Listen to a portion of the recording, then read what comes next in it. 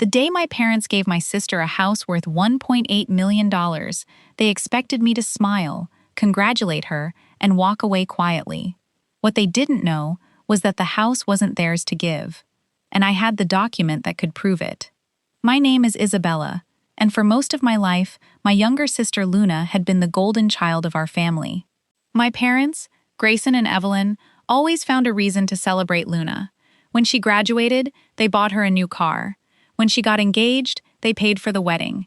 And when Grandma Camilla passed away, my parents told me that everything would be divided fairly. I believed them. That was my first mistake. 3 months after Grandma's funeral, my parents invited the whole family to dinner at their home in Scottsdale, Arizona. Luna sat beside Mom, smiling like she already knew something I didn't. After dinner, Dad stood up. He held a small black box in his hands. "Luna," he said, "your grandmother wanted you to have something special." Luna opened the box. Inside were the keys to Grandma Camilla's beautiful desert estate. The same house where I had spent every summer of my childhood. The same house that had recently been valued at $1.8 million. Luna gasped. "Oh my God." Mom hugged her. "You deserve it, sweetheart." I stared at Dad. "What about Grandma's house?" Dad looked at me without hesitation. "She wanted Luna to have it." My heart sank. "Are you sure?" Dad nodded. "The paperwork is being handled. There's nothing for you to worry about." I wanted to argue. I wanted to ask why Grandma had never told me that, but something stopped me, because I remembered the last conversation I had with Grandma.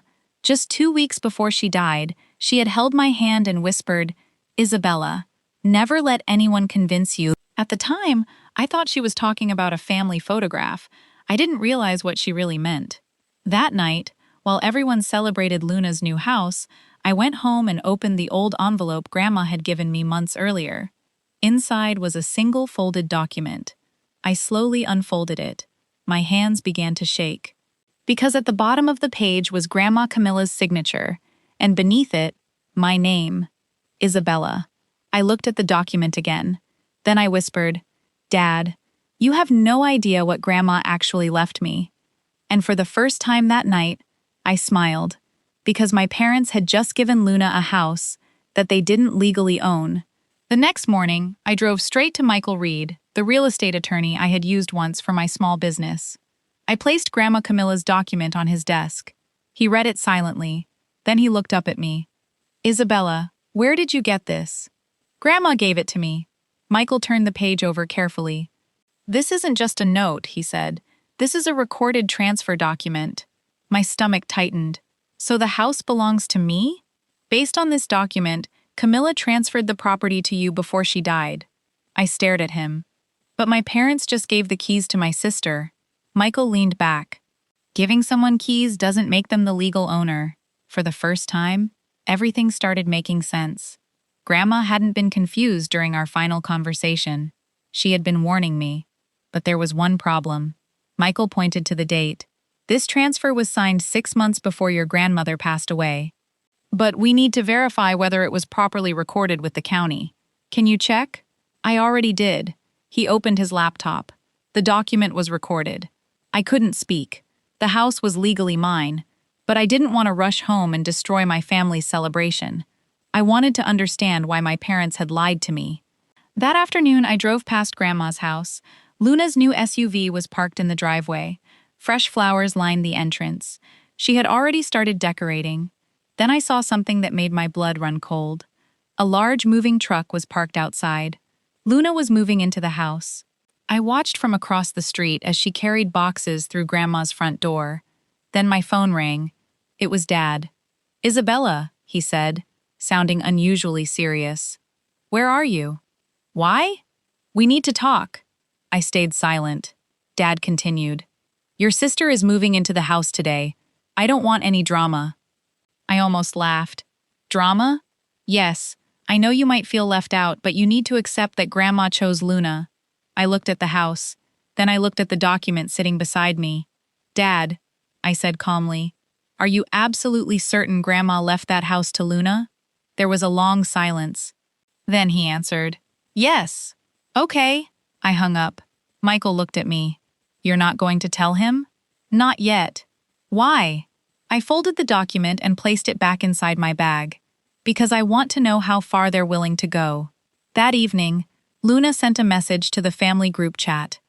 A photo of herself standing inside Grandma's living room. Underneath it, she wrote, "Finally home, Grandma would have wanted this." Everyone congratulated her.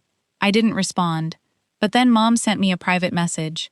"Please don't make this difficult for your sister." I stared at those words for several seconds. Then I typed one sentence. "I'm not the one making this difficult," and sent it. What happened next was the first sign that my family was about to discover the truth. Because the following morning, a county official arrived at Luna's new house. The county official stood at Luna's front door with a folder in his hands. Luna opened the door, smiling. "Can I help you?" The man looked down at his paperwork. "Is this the residence of Luna Carter?" "Yes. I'm here regarding the property records for this address." Luna's smile disappeared. "What about them?" The official glanced at his papers. "There appears to be a problem with the recent change of possession." Luna immediately called my father. Within 20 minutes, Grayson and Evelyn arrived. I was sitting in my car across the street, watching everything. Dad walked toward the official. "This house was left to my daughter." The official shook his head. "I understand that, but the county records show a different owner." Mom stepped forward. "What do you mean, a different owner?" The official opened the folder. "The recorded deed lists Isabella as the current owner." Luna froze. "What?" Dad stared at him. "That can't be right." "It is what the county records show." Luna looked toward my parents. "But Grandma gave me this house?" The official remained calm. "I can't determine family agreements. I'm only telling you who the property records identify as the legal owner." Then he handed Dad a copy of the record. Dad read it. His face changed instantly. Because there it was. My name, Isabella. Luna grabbed the paper from his hand. "No, this is fake." Dad looked around the street. Then his eyes landed directly on my car. I knew he'd seen me. A moment later, he stormed across the street and opened my car door. "Isabella!" I stepped out. "What? Did you know about this?" I looked at him. "Yes." Mom followed him. "You knew the entire time?" "I found out yesterday." Luna came running behind them. "You stole my house!" I shook my head. "No, Luna, I didn't steal anything. You knew Grandma wanted me to have it." I took a breath. "No. Grandma wanted me to have something too." Dad's voice became angry. "Give us the deed." I stared at him. "No." The street suddenly became silent. Dad lowered his voice. "Isabella, don't do this to your family." I looked at the house behind them, the house where Grandma had raised me during summers, the house she had trusted me to protect. "You already did this to me," I said quietly. "You just didn't realize it." Dad clenched his jaw. Then he said something I never expected. "If you don't hand over that document, we'll take you to court." I looked him straight in the eyes. "Then I guess you'll finally get to see what Grandma actually left behind." I turned around and walked away, but before I reached my car, my phone buzzed. It was a message from Jace, Grandma's longtime attorney. Just 4 words. "You need to come in."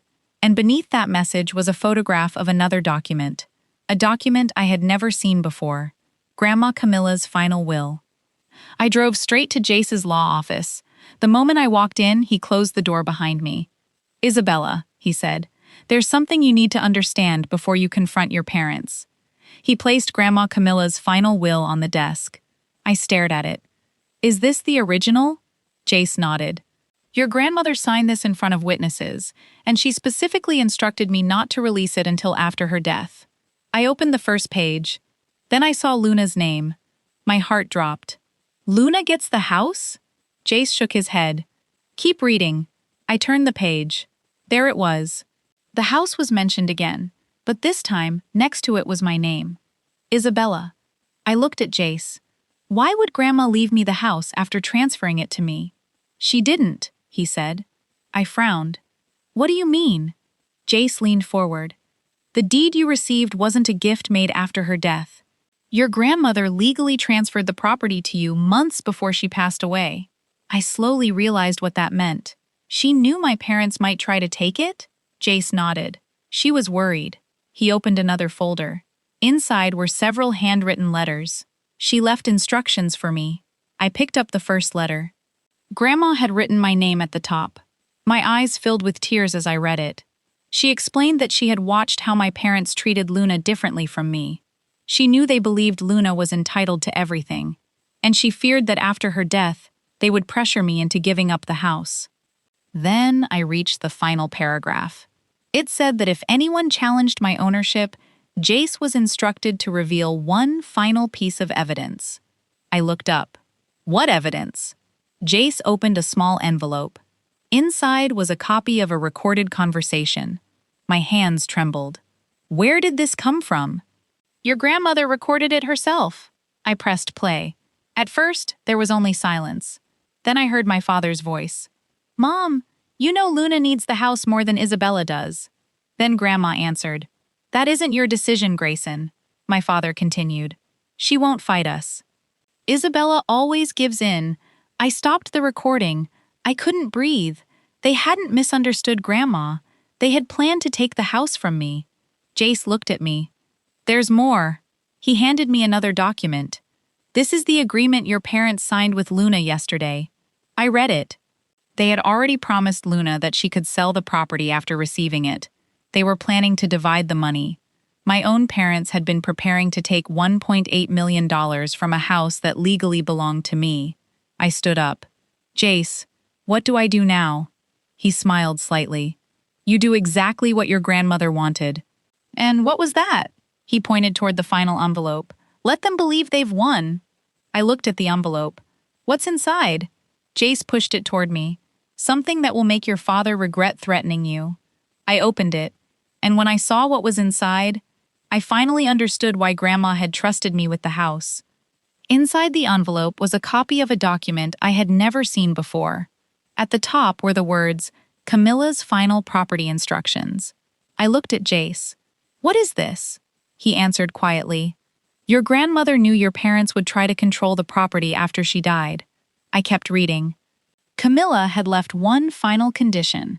The house could never be sold by anyone except me. Not Grayson, not Evelyn, and not Luna, me. The reason was simple. Grandma wanted the house to remain in the family for future generations. But there was something else. At the bottom of the document was a second signature. It belonged to my father. Grayson had signed an acknowledgement years earlier confirming that he understood the property belonged to me. I stared at the signature. He knew? Jace nodded. He knew exactly what your grandmother had arranged. My chest tightened. So this wasn't a misunderstanding. My parents had knowingly tried to give Luna something that wasn't theirs. The next morning, I went back to Grandma's house. Luna was waiting outside. You've ruined everything, she said. I looked at her calmly. No, Luna. I stopped you from selling something that wasn't yours. She shook her head. Mom and Dad said Grandma wanted me to have this. They were wrong. No, you're just jealous. I handed her a copy of the deed. She looked at it, then her expression changed. Your name? Yes.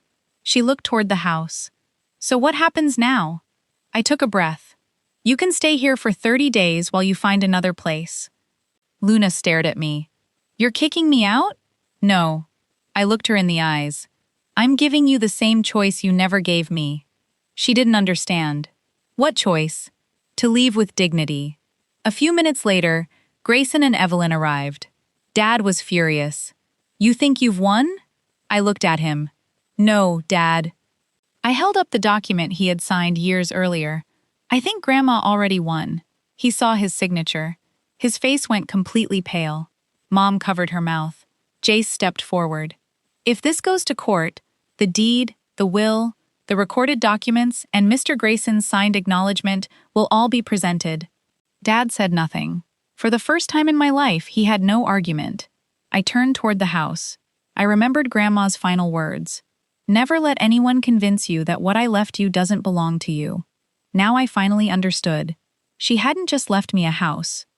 She had left me proof that my family could never take away. I kept the house, but I didn't sell it. I turned Grandma's old home into a community foundation in her name, using the property to help local families who were struggling to keep their homes. And Luna? She eventually apologized. My parents took much longer. But I never needed their approval again because that $1.8 million house had taught me something worth far more than money. Sometimes the greatest revenge isn't taking something from the people who betrayed you, it's proving they never had the power to take anything from you in the first place.